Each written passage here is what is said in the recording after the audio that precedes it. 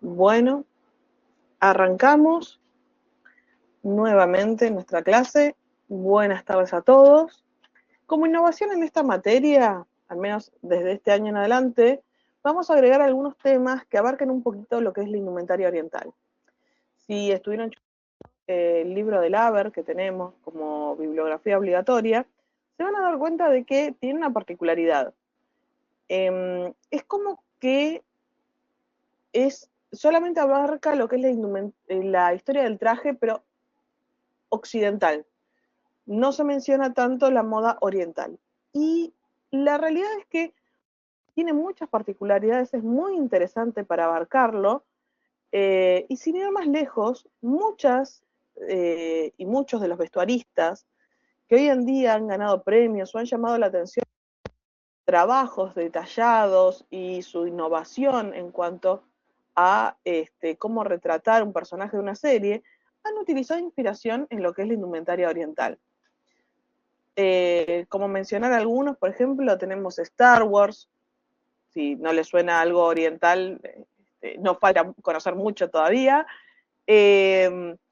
Game of Thrones han trabajado con inspiración de lo que es Oriente, e inclusive películas como Espejito, Espejito, que se han inspirado en la indumentaria tradicional de la India, en ciertos puntos. Entonces, es muy interesante trabajar un poco y darle una vuelta de tuerca para abrirnos un poco más a Oriente, porque tarde o temprano nos puede llevar a inspirarnos o utilizarlos como una plataforma para algún trabajo o alguna propuesta que nosotros hagamos más adelante. En esta clase lo que vamos a sumar es un breve resumen de lo que es la dinastía Tang en China, quienes abarcaron del 618 al 907 después de Cristo. Así que arrancamos.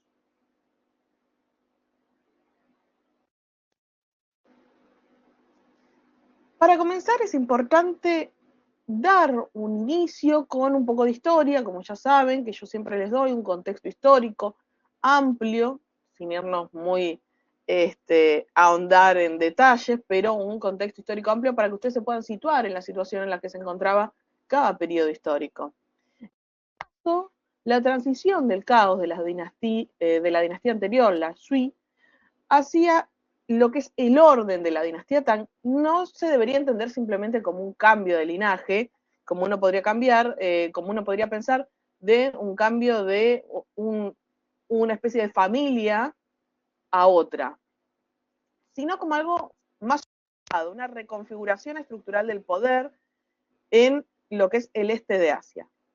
El colapso de la dinastía Sui fue bastante precipitado por lo que es el agotamiento de recursos en proyectos de infraestructura y las desastrosas campañas contra el reino coreano de Goryeo. Goryeo, perdón, me voy trabando más que nada por la dislexia, así que me van a perdonar, hay veces que la pronunciación, más que nada en este tipo de palabras, no me ayuda. Lo que va a generar es un vacío de poder que exigía una síntesis de la fuerza militar y la legitimidad burocrática, y la dinastía Tang va a establecerse gran poder a partir del 618, no solo restaurando el orden, sino que institucionalizando un paradigma de gobernanza que permitió la transición de una pacificación interna a un proyecto exterior sin precedentes en lo que es la historia de la China imperial. Obviamente, este momento particular de lo que es el este de Asia.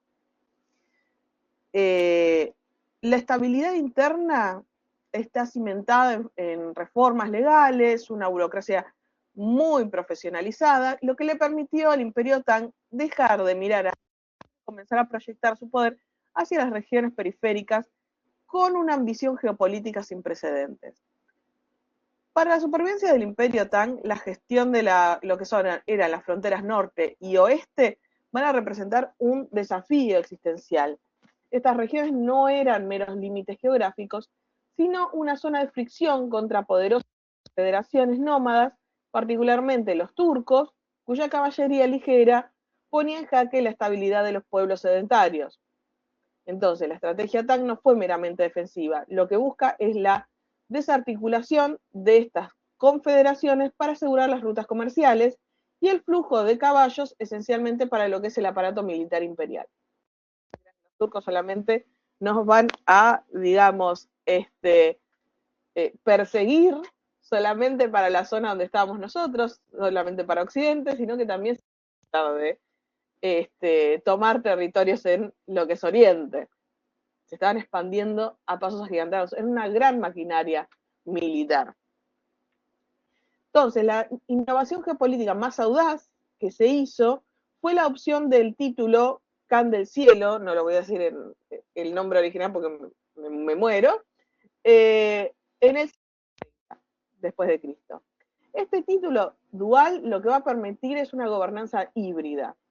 Entonces, esta persona, este Khan del Cielo, lo que va a hacer es operar como emperador para los chinos y como Khan para los nómades de la estepa. Esta arquitectura de poder lo que manifiesta es un sistema de protectorados como el de Angst, las integraciones de milicias extranjeras, lo cual a ellos les da un gran beneficio porque de alguna manera es como pactar con, digamos, tribus que pese a estar por fuera ayudan en lo que es la defensa.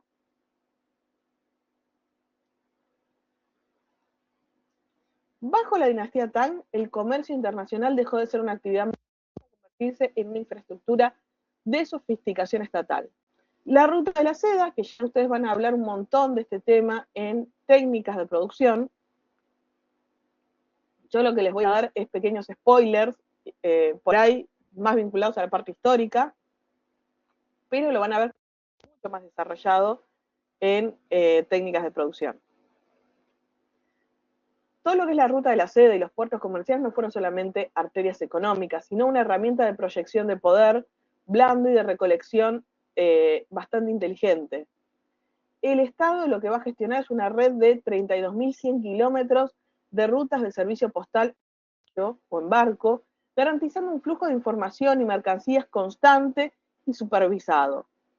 La industria textil en el área Tang fue un pilar estratégico para la economía imperial, que funciona como un sistema de moneda de facto, o sea, que el tejido era un medio primordial para el pago de impuestos. Las familias rurales, en los hogares agrarios, que van a dedicar extensas jornadas a lo que es el telar, como describe por ahí, yo había encontrado el poeta Wang en uno de los versos sobre la trabajadora agotada que cae dormida sobre la maquinaria de lo que es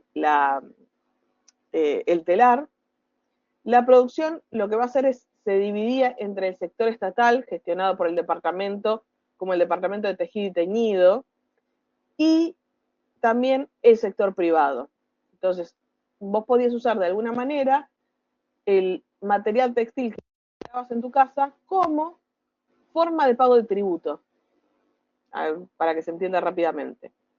Un ejemplo notable fue un taller donde un empresario, que no voy a decir el nombre porque es un trabalenguas, llegó a poseer 500 telares de seda, amasando una fortuna inmensa que evidenciaba el dinamismo del mercado textil. La sofisticación alcanzó hitos asombrosos para este periodo. Los telares de tracción, que eran la verdad auténticas maravillas de la ingeniería textil, eran capaces de manejar hasta 3.680 hilos de urdimbre, produciendo tejidos de 123 centímetros de ancho, con complejos medallones florales que van a alcanzar los 50 metros de diámetro. Es una barbaridad para el periodo de donde estamos hablando. Más si lo piensan de lo que estaba pasando en Occidente. Es increíble este avance tecnológico. En lo que es la capital, Chang'an, la producción estaba rígidamente organizada para alimentar esta demanda de lujo. Existían 15 fábricas estatales con especializaciones precisas, 6 dedicadas al teñido, 4 al tejido y 5 a la elaboración de cordones y cintas. Esta potencia económica era tal que hacia el año 750 después de Cristo el Estado recaudaba aproximadamente 3.4 millones de piezas de seda en impuestos. 3.4 millones de piezas de seda, es un montón. Es increíble esto, este crecimiento que hubo en este periodo. Por eso también lo elegimos, piénsenlo, pues, hablando de esto y no de otro periodo distinto. Esta prosperidad económica no fue solo una cifra en los libros contables, sino que permitió que la mujer Tang de este periodo se convirtiera en una figura visible y activa, utilizando de alguna manera la moda como un barómetro de su creciente salud social y presencia pública.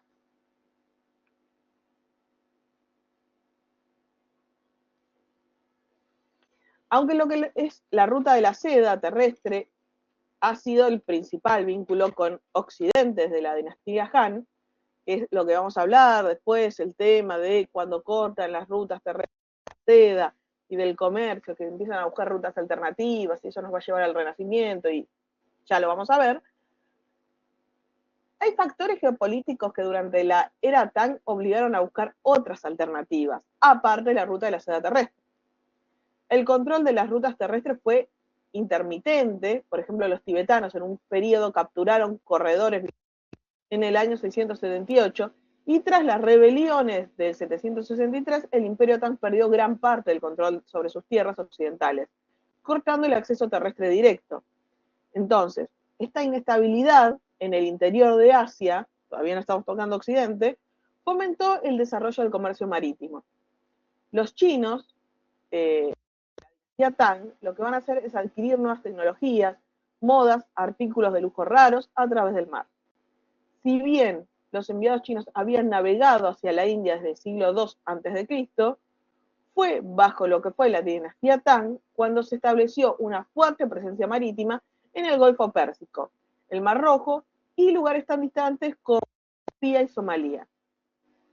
La revolución marítima de este periodo no habría sido posible sin el avance significativo, obviamente, de la ingeniería y de la ciencia.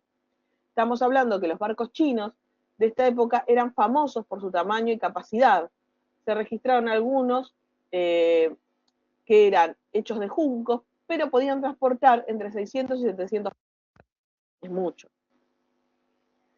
Jiadán, por ejemplo, que fue un geógrafo y cartógrafo oficial, documentó meticulosamente las rutas marítimas, incluso mencionando la existencia de pilares ornamentales en el mar que actuaban como faros para guiar a los barcos en el Golfo Pérsico, relato que fueron confirmados por escritores un siglo después.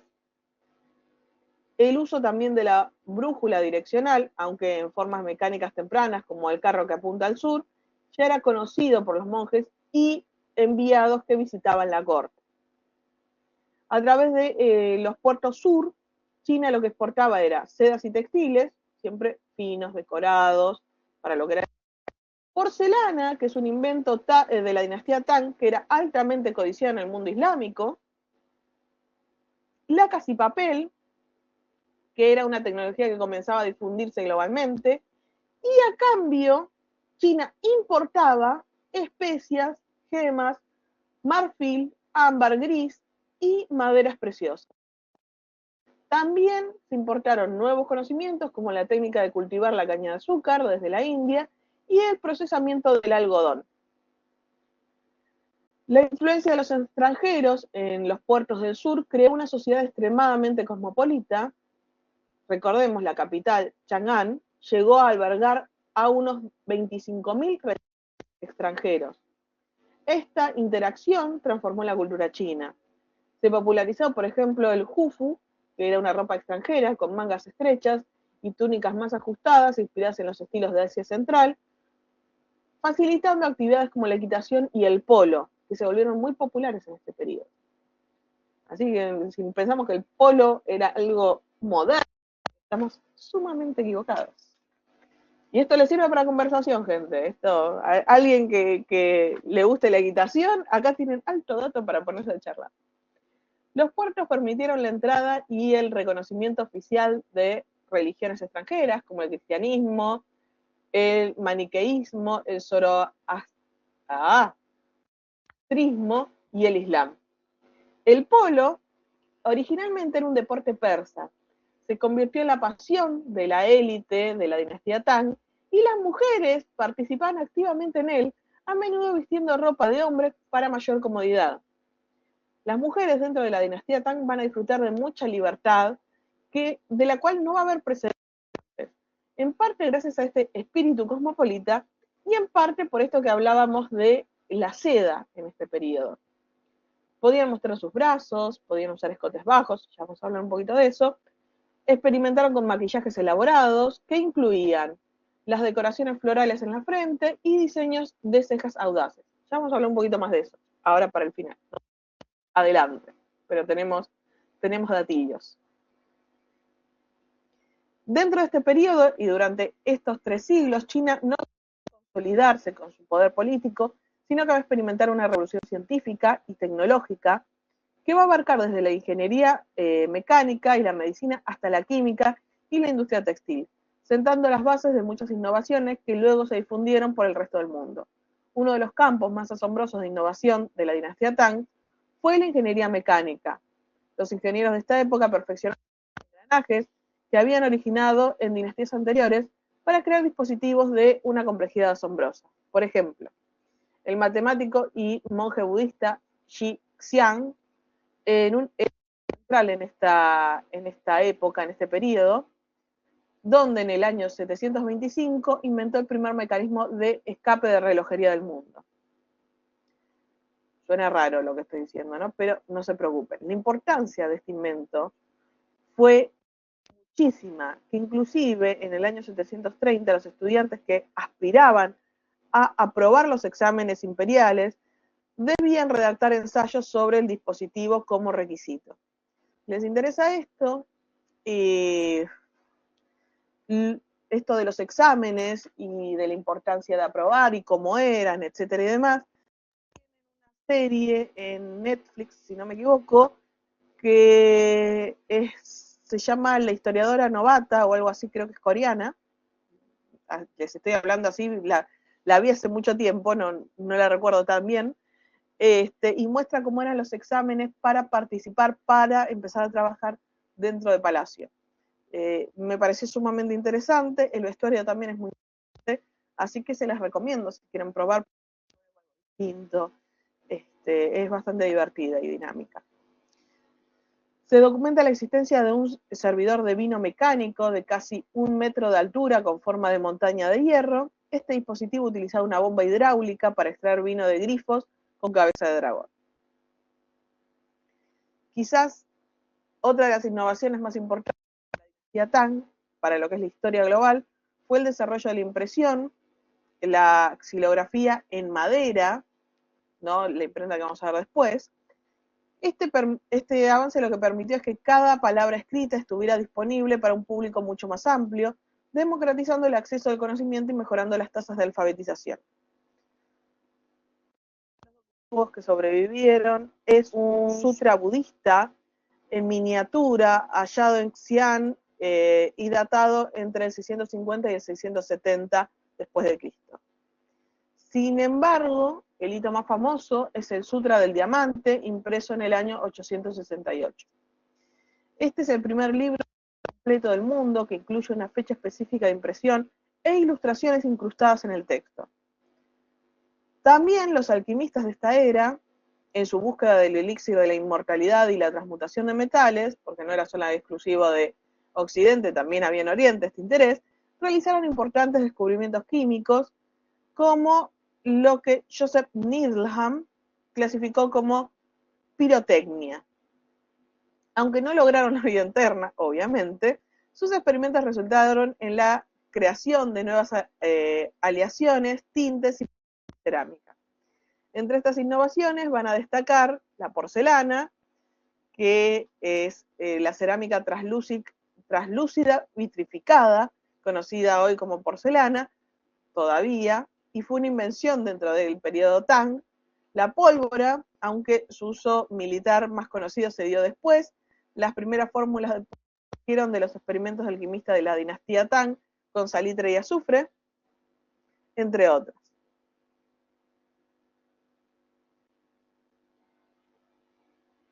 Bueno, acá tenemos el legado, lo que nos deja este periodo. Ya les digo, no lo mencionamos muchísimo porque la parte del modelo estatal, esto de 3 departamentos y 6 ministerios, no lo mencioné mucho porque no, yo les quería dar un paneo general, no quería irme muy a profundidad.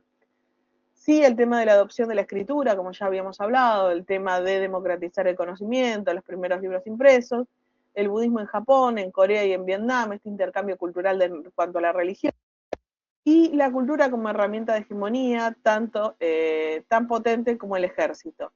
Esto es sumamente importante. Entonces, la dinastía Tang, esto era lo último que les queríamos dejar, definió el estándar de la civilización cosmopolita y la identidad Han moderna. Y ahora sí, vamos de a poquito para la parte de indumentaria, que es la parte que nos interesa. Yo les comenté un poquito el tema de la ruta de la seda, pero acá quiero meterme un poquitito más, de a poquito nos vamos metiendo. Todo esto les va a quedar para técnicas. Yo sé que Flor va a estar contenta de los que se acuerden de toda esta información, porque les va a servir un montón. La producción textil en la capital, Chang'an, representaba la cúspide de la organización de la manufactura estatal, como ya lo charlamos antes.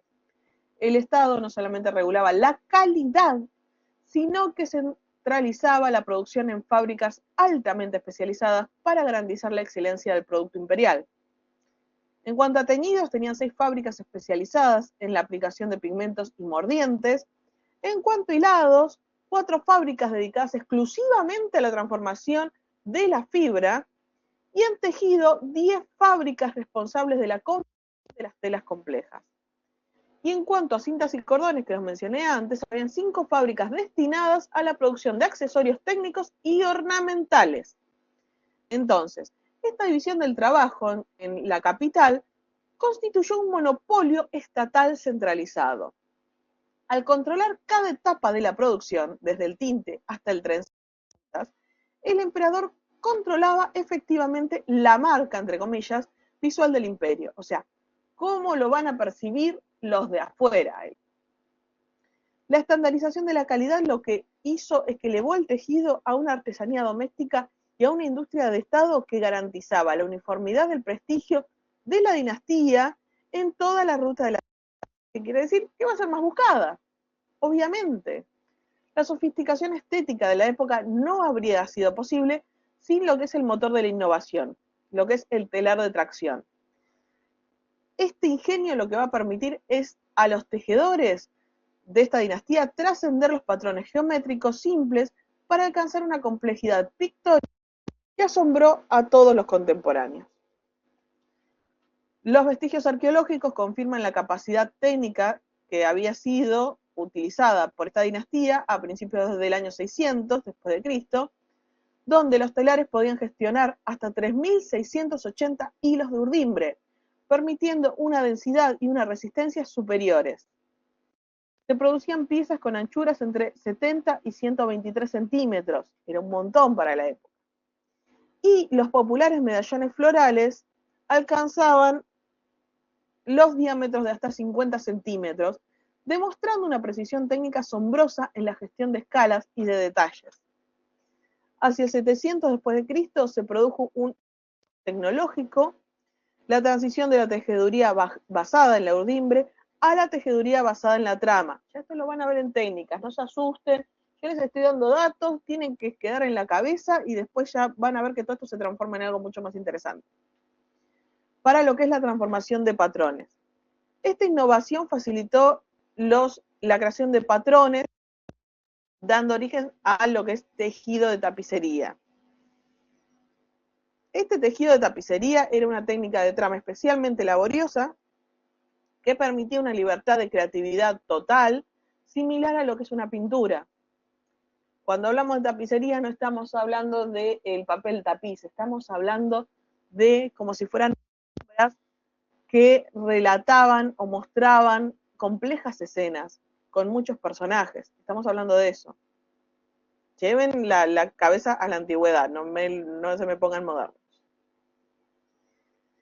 La maestría en lo que es la técnica permitió una diversificación de fibras que definieron la jerarquía social.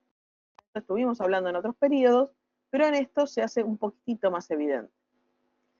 Todo lo que era seda y sus variantes se utilizaban en telares tipo jacquard, ya lo van a ver, no se preocupen, y técnicas de trama compuestas para producir gasa y damasco de sarga, que es una seda ligera utilizada para prendas de verano y capas transparentes, el damasco de tejido liso, que es una seda más estructurada, con patrones monocromáticos, logrados mediante el cambio de dirección del hilo, el brocado de trama, que digamos es la joya de la corona técnica, eran brocados de tramas compuestas, que permitían diseños policromados, de extrema complejidad, la seda lisa, el estándar para pago de tributos y la confección de prendas, y otras fibras alternativas para las clases populares, el lino, el cáñamo, entre las opciones más predominantes, digamos.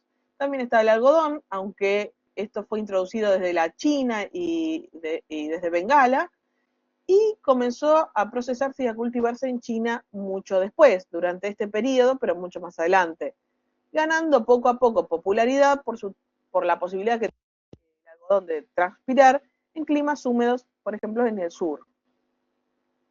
También había materiales exóticos y suntuarios, que estamos hablando de cosas muy, muy puntuales, que es la extravagancia alcanzando el punto máximo, por ejemplo, con detalles en plumas de ave.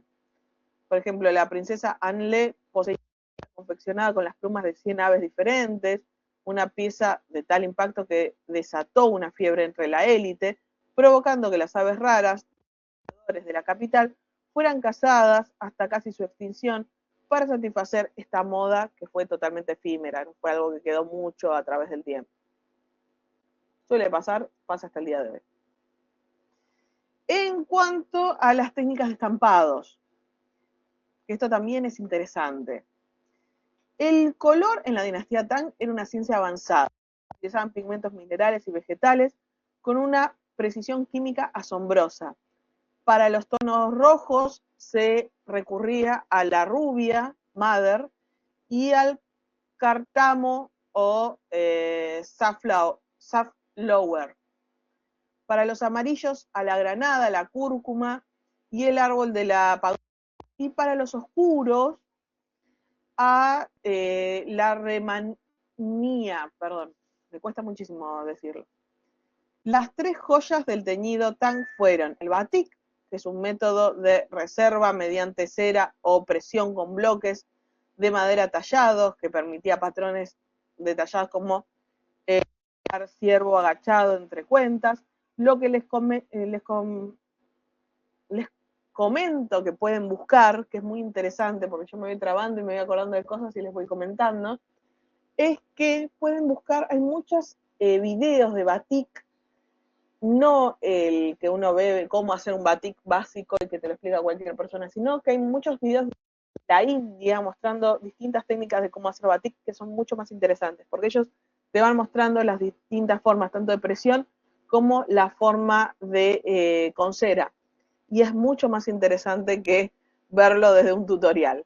Muy lindo, es muy bonito. Y eso sí se los recomiendo para que lo vean.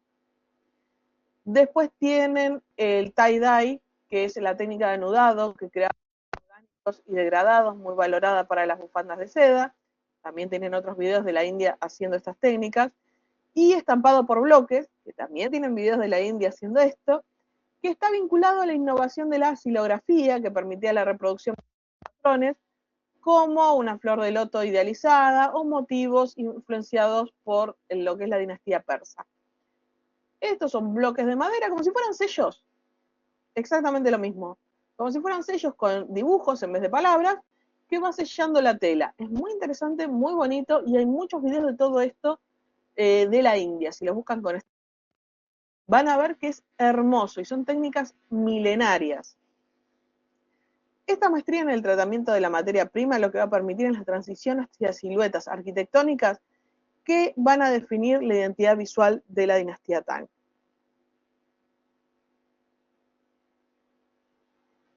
Y ahora vamos a hablar un poquitito de lo que es silueta. Y con esto vamos a arrancar la parte de indumentaria, que es la parte que más nos interesa, que es la parte más linda que tenemos.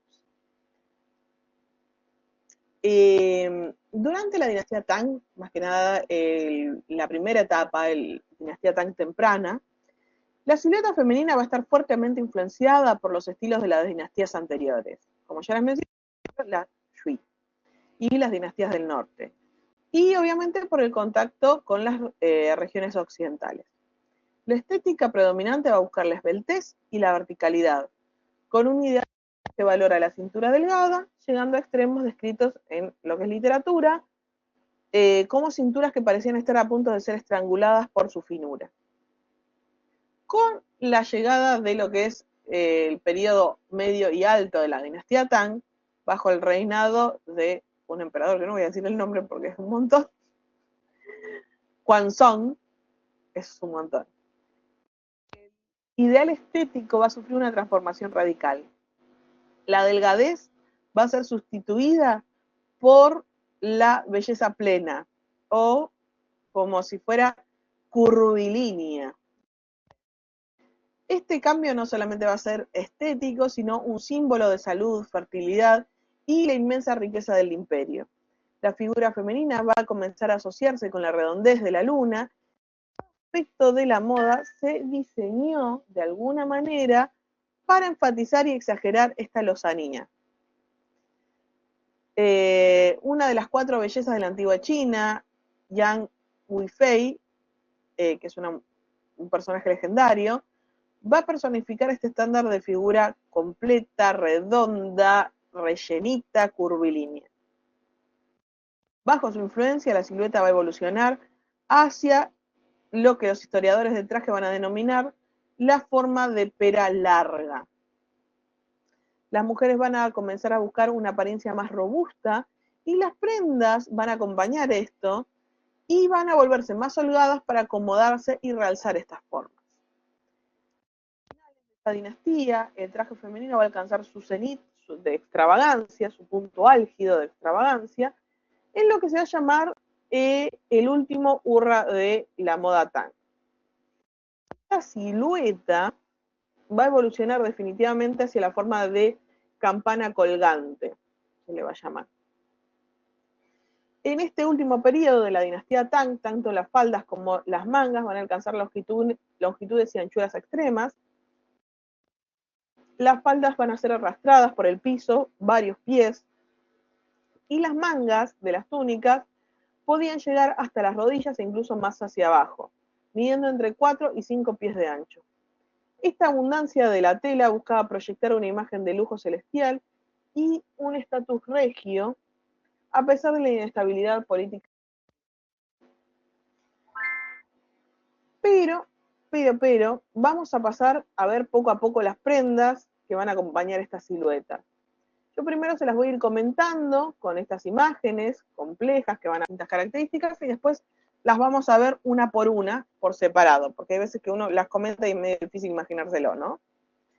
En este ejemplo, estamos en lo que es el periodo medio y alto de la dinastía Tang, el periodo de la curvilínea, ¿se acuerdan?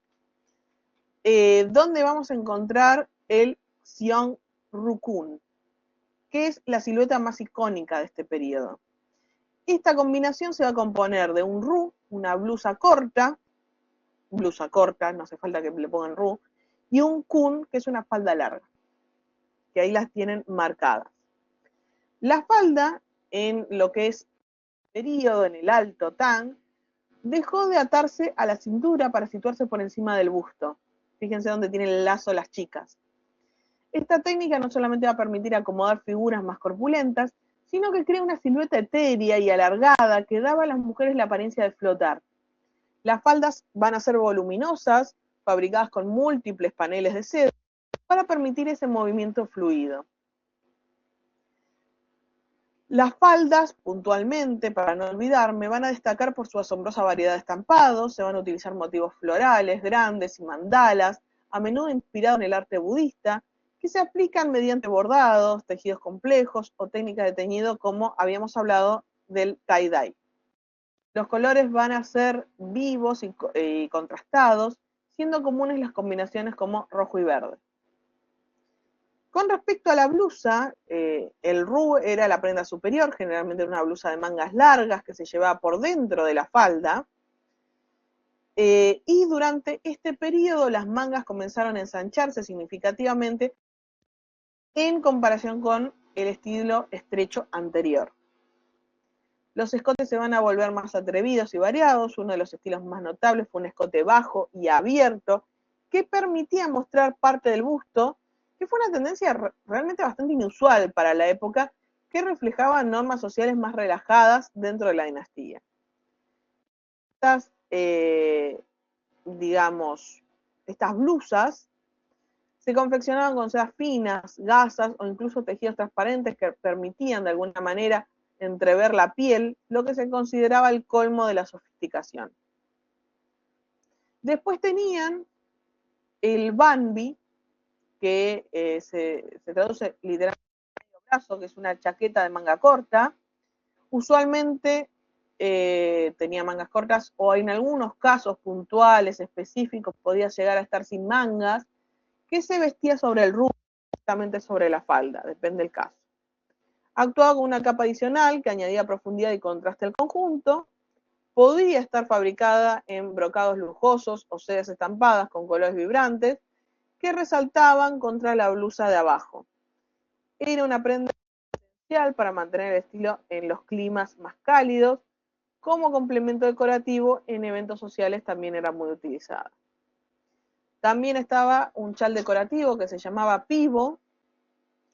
Obviamente ningún conjunto de este periodo estaba completo sin el pivo. Era no obligatorio, pero era como vemos en Roma, vamos a ver en Roma más adelante, es un detalle crucial en cuanto a lo social. Y el pivo es una bufanda o chal estrecho de seda fina que podía medir más de 2 metros de largo. Las mujeres lo drapeaban de formas artísticas alrededor de los hombros, sujeto entre los brazos o incluso atado a la falda. Lo que añadía era un elemento más de movimiento y dinamismo al caminar o al bailar, otorgando a las damas de la corte un aire de diosas celestiales, como algo más etéreo. En las pinturas de la época, como las de Soufan, muestran mujeres en jardines imperiales con estos chales ondeando suavemente. Además, tenemos la túnica de mangas grandes, que era usada para ocasiones formales y ceremoniosas, donde las mujeres las vestían exclusivamente. Esta túnica se caracterizaba por sus mangas extremadamente anchas, que podían llegar a medir más de 1 metro de ancho. Esta elegancia transparente a menudo se enfatizaba con gasa de seda, lo que le permitía que los patrones y colores de las capas inferiores fueran visibles y generasen un juego de composición. Esta prenda personificaba la sofisticación técnica de la época, donde la tecnología textil permitía producir sedas tan ligeras que se describían como envolverse en una bruma. Ya finalizando, no se me cansen que hay un montón de detallitos así interesantes. Teníamos una especie de corte llamado Hesi, que a menudo se lo asocia con el Tang tardío, pero hay hallazgos que lo mencionan en el Alto Tang. Tuvo su origen para mediados fines del Alto Tang y se dice que fue popularizado por Yang Weifei. Se trata de una banda de tela similar a un corset que se ataba alrededor del pecho. A diferencia de las otras prendas tradicionales, el Hesi se llevaba a menudo sobre la falda o de manera que fuera visible. Estaba ricamente bordado y servía tanto para dar soporte al busto como para realzar la figura, creando una transición visual fluida entre la falda de talle alto. No está de más mencionar que el estilo más emblemático de esta época, donde las faldas estaban atadas muy por encima de la cintura natural, justo debajo del busto, incluso sobre él, permite de alguna manera que la tela cayera de forma fluida y etérea, la tela mencionamos la camisa, creando una silueta alargada pero voluminosa que ocultaba la parte inferior del cuerpo, mientras le daba gran protagonismo y resaltaba el escote. Esto como detalle interesante. A maquillaje y peinados y complementos, cabe mencionar que en este periodo se buscaba ampliar el efecto de la cara de luna, la cara redondeada. Se aplica abundante colorete en las mejillas para crear un aspecto más sonrosado y saludable, conocido como maquillaje de durazno o maquillaje de borracho, depende de las traducciones. Los peinados se van a volver estructuras elaboradas y voluminosas, vamos a ver un poquito más de eso, como el dúo Meiji, que es el moño de caída de caballo, diseñado para parecer un moño despeinado y lateral que añadía una asimetría romántica a la silueta general. Ya vamos a ver un poquito más adelante, no se preocupe. Y en cuanto, como ya habíamos hablado un poco del tang tardío, vamos a mencionar cómo cambia esta silueta que teníamos. Acuérdense de que hablamos que se convirtió en esta silueta de campana y se empieza a ver mucha superposición de prendas y de tela. Lo que es el saco, esta casaca que tenían, se va a convertir en una prenda exterior definitiva para las mujeres de la alta sociedad y de la corte. Según las fuentes que analizan las pinturas de la época, como Saufang, que se mencioné antes, esta prenda era fundamentalmente un abrigo holgado de mangas largas confeccionada. La característica más distintiva de esta prenda era su material. La gasa era un tejido tan ligero que los observadores contemporáneos la describen a las mujeres como si estuvieran envueltas en nubes o en niebla. Pero son muy reincidentes en eso, por la calidad del tejido. A pesar de su apariencia etérea, las confecciones de estas prendas eran costosas, se imaginarían.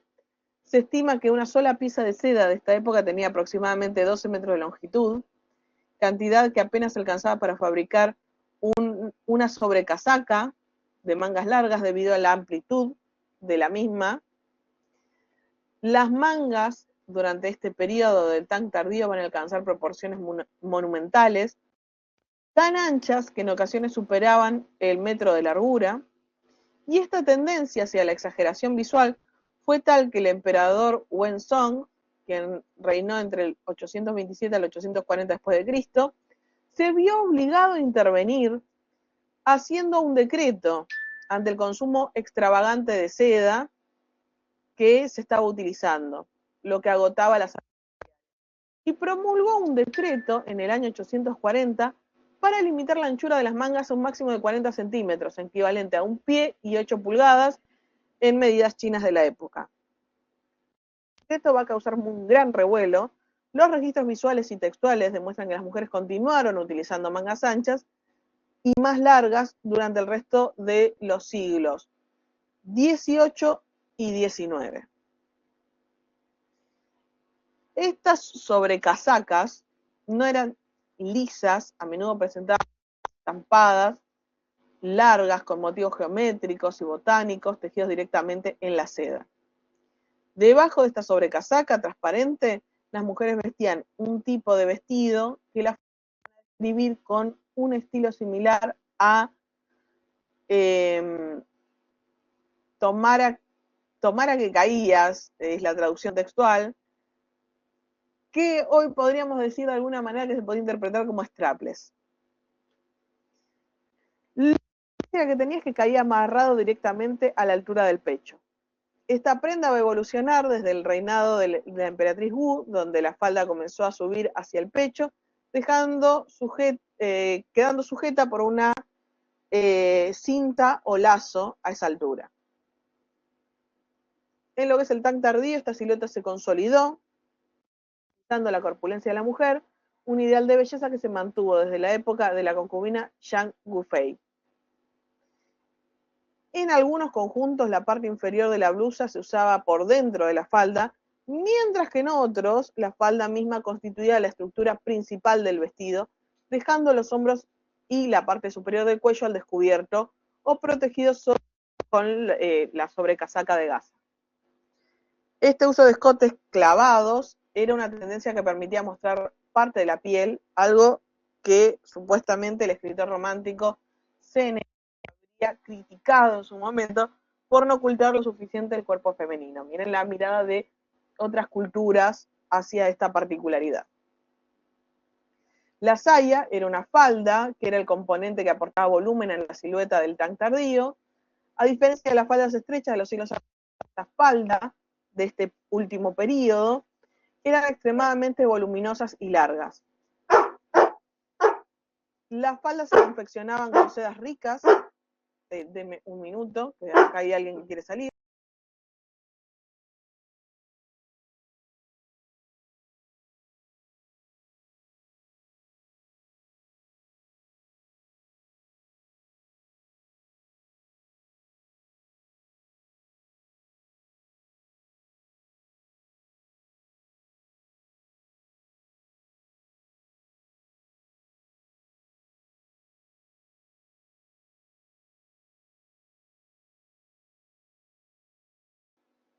Sepan disculpar, es el más participativo en las clases, siempre se acuerda de salir cuando estoy preparando la grabación.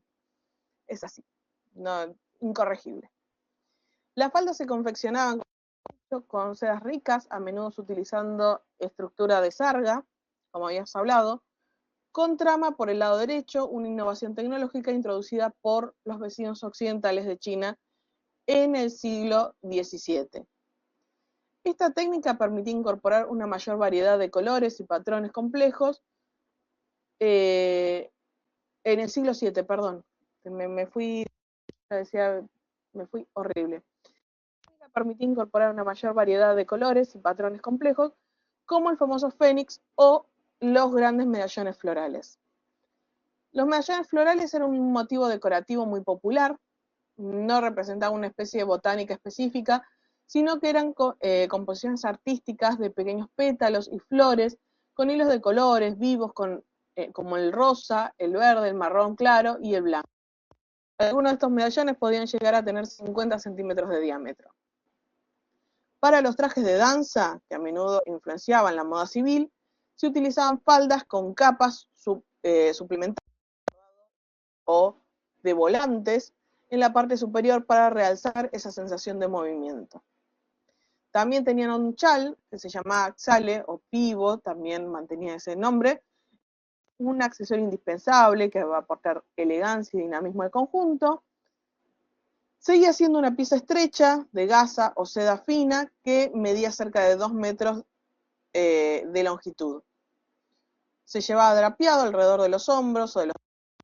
En las representaciones de la época, las mujeres aparecen sosteniendo estos chales con elegancia, permitiendo que las puntas cuelguen o se muevan en el viento, dándole ese juego que tanto se buscaba.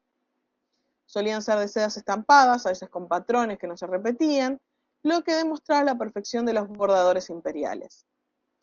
Estaba la blusa, que ya habíamos hablado, aunque tenemos la sobrecarga que ya mencionamos al principio, que era la prenda exterior más visible, la blusa seguía siendo una pieza como base del traje.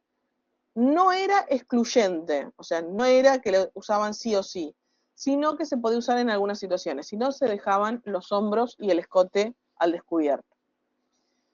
¿En qué consistía esta blusa? Era una blusa de mangas estrechas o largas, dependiendo del caso, sin botones, que se cerraba mediante la supresión de tejidos mediante el lazo frontal. Existía una versión de mangas cortas con un gran escote en el cuello que permitía vestirla por la cabeza, introducida a finales del siglo VI, y que persistió como una opción para lucir los hombros y el busto bajo las capas superiores. Una curiosa de este periodo fue el uso del jesi, que es una prenda similar a un corset o banda para el pecho, que pasó de ser una prenda interior a mostrarse abiertamente sobre la falda o bajo chaquetas transparentes. Esto va a alterar la percepción del torso femenino, elevando visualmente el naciente de la falda y creando una estructura más definida en la parte superior, que contrastaba la actitud de la base o la forma de campana, exagerándola, dejándola más a la vista. Y acá tenemos las piezas por separado. Acá tenemos, como ya habíamos visto, el ru o la blusa, que lo hablamos tanto hace poquito en el tang tardí, alto tang, en ambos casos los mencionamos, y la falda, el kun. Fíjense cómo están presentadas, están fueran geometrales, ya hablamos de eso, o van a hablar de eso en breve.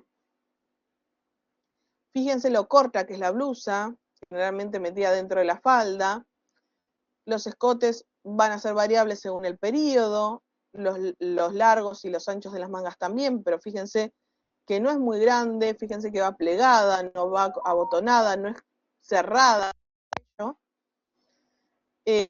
Después fíjense en la falda, el kun, con la construcción de múltiples paneles, que va obviamente evolucionando el atado a la cintura, va a subir, va a bajar, depende de las distintas modas.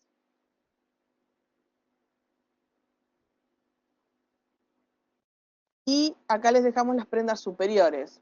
El bambi, esa manga, ese saquito de manga media, 3/4 o manga corta que yo les comenté. El pivo, esa estolita, ese gasa que tenía que como flotar alrededor de una. Y el Gessi, ese corset exterior.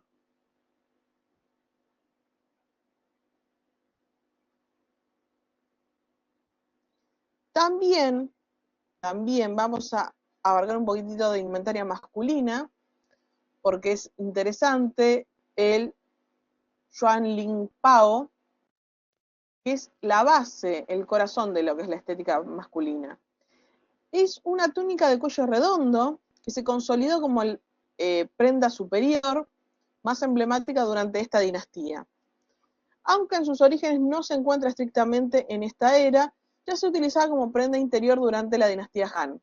Fue bajo el dominio de las Tang cuando se perfeccionó y se extendió a todas las clases sociales, desde el emperador hasta los ciudadanos comunes.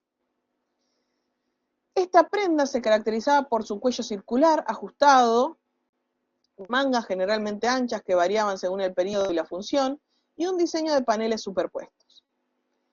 Una de sus innovaciones más importantes fue la inclusión de largas aberturas laterales, una característica esencial que permitía al portador montar a caballo con facilidad, reflejando la importancia de la movilidad en una sociedad que integraba constantemente influencias del norte y centro de. Tengan en cuenta que estas aberturas laterales también van a estar presentes en la indumentaria durante la época medieval, tanto en los laterales como podría ser una abertura al frente. En este caso solamente laterales. Pero se utilizan específicamente para poder sacar cómodamente las piernas hacia los laterales para montar a caballo.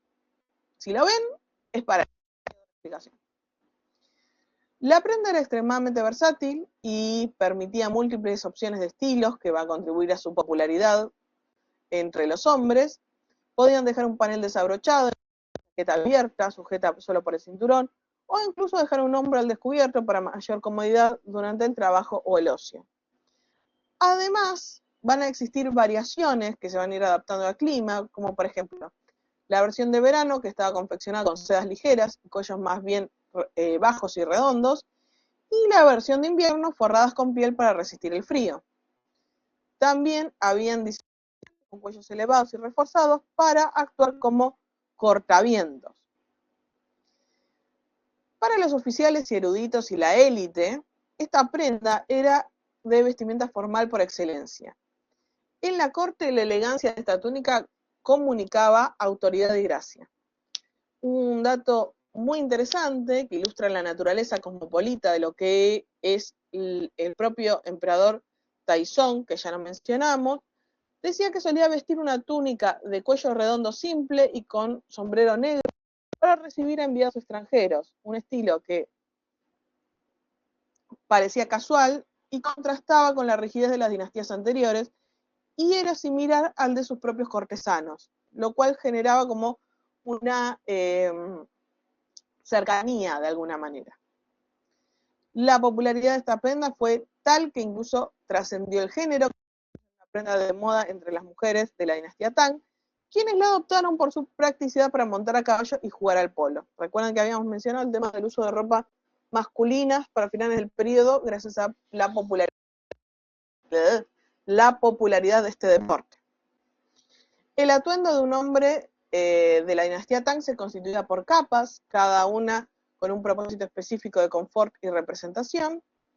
Siempre el conjunto va a comenzar con una camiseta básica, una camisa básica, que podía tener cuello redondo o cruzado, que era como la ropa interior. Se utilizaban pantalones de pierna ancha, a menudo diseñados con la entrepierna abierta para facilitar la accesibilidad y el movimiento básico, esto para todos los jinetes, si alguno conoce equitación. El bambi sobre la ropa interior, los hombres solían llevar una chaquetita de mangas cortas o con cuello cruzado, mientras que solía ser una prenda exterior corta, la versión masculina tenía un dobladillo más largo que se utilizaba frecuentemente como capa intermedia, que podía asomar de forma decorativa a través de las capas exteriores abiertas, haciendo una especie de juego. En ocasiones esta pieza se fabricaba con brocados llamativos o colores vibrantes para darle un toque de lujo al conjunto. Finalmente esta pieza, como prenda exterior, en contextos que podían ser también extremadamente formales, como en el palacio. Y con esto vamos terminando, como para cerrar un poco. El atuendo de lo que es el Alto Tang no está completo sin un material elaborado, que seguía un proceso de 7 pasos esenciales. Entre ellos se encontraba la base blanca, se utilizaba polvo de plomo o aluminio para lograr una piel pálida, que era símbolo de nobleza y riqueza. El blush, que se aplicaba intensamente en las mejillas, ya habíamos visto el tema de que tenía que darle forma de luna, esa forma circular al rostro, o sea que se aplicaba directamente sobre las mejillas, que lo llamaban el maquillaje de borracho, que imitaba ese rubor natural después de beber alcohol. Las cejas las mujeres las depilaban o afeitaban casi por completo, hoy en día se sigue utilizando en China y en Corea, que se las depilen de forma específica, y se las pintaba por encima con una sombra o variedad de formas, desde líneas finas como hojas de sauce hasta formas gruesas y cortas parecidas a las de polilla. El huadian era una marca decorativa en la frente, usualmente en forma de flor, hecha de papel, láminas de oro, escamas de pescado o plumas. Lo tienen en la última imagen, se ve bonita, que es un detalle nomás. La leyenda dice que se originó cuando un pétalo de ciruelo cayó en la frente de una princesa, dejando una marca que todos quisieron imitar. También habían unos puntos de hoyuelos pintados a los lados de la boca, a veces en formas complejas como monedas o flores. No era por ahí tan popular, pero sí se utilizó en un periodo. Marcas rojas en las sienes que parecían cicatrices o medias lunas, inspiradas en la historia de una concubina que se golpeó contra un biombo de cristal y cuya cicatriz enamoró al emperador. Y por supuesto se pintaban los labios de forma pequeña y circular, buscando un efecto de boca de cereza o capullo de rosa. Los peinados durante este periodo eran estructuras casi arquitectónicas. Las mujeres pasaban horas creando moños altos y elaborados, y vamos a mencionar algunos poquitos durante este periodo. El weimao y mili, aunque el mili es un velo de cuerpo entero, fue popular anteriormente para viajar a caballo en el Alto Tang, y en este mismo periodo predominó el weimao, que es un sombrero con un velo más corto que llegaba solo hasta los hombros. A pesar de los intentos legales por imponer sombreros con velos por decencia en el año 671, las mujeres de la era Tang ignoraron mayoritariamente estas restricciones. El halo, o era de los ángeles, también es conocido, se hizo tendencia durante el Tang tardío. Es un peinado que se caracterizaba por el uso de elaboradas horquillas colocadas en una forma de rayos de sol, lo que crea una apariencia radiante y celestial alrededor de la cabeza de la mujer. Este estilo de ángel se complementaba con prendas de seda muy ligeras y mangas extremadamente largas, que den la sensación etérea como si la portadora estuviera envuelta en nubes. También tenemos el doble anillo, o anillos altos. La fuente lo van a describir como un peinado donde el cabello se recogía en grandes anillos o bucles que desafiaban la gravedad. Desde lo que es el Tang temprano ya existían peinados con anillos, con horquillas y distintos tipos de ornamento, pero durante el Tang tardío estos anillos se volvieron parte de las estructuras aún más complejas, descritas como maestras intrincadas, que incluían moños en forma de flores y peinados mucho más voluminosos. Para lograr este volumen, las mujeres utilizaban habitualmente pelucas, apliques y algo de cabello artificial. Y también el que ya mencionamos antes, el dúo Meiji, el moño de caída de caballo, un estilo asimétrico y algo despeinado que buscaba un aire romántico y relajado. Se adornaba con peines de oro, horquillas, con gemas, flores naturales como la peonia. Para lograr el volumen deseado se utilizaban pelucas y apliques de cabello natural para generar aún más ese volumen y esa cantidad de cabello que uno quería lograr. Con esto terminamos la clase de hoy y ya nos estamos viendo en la próxima clase. Muchas gracias.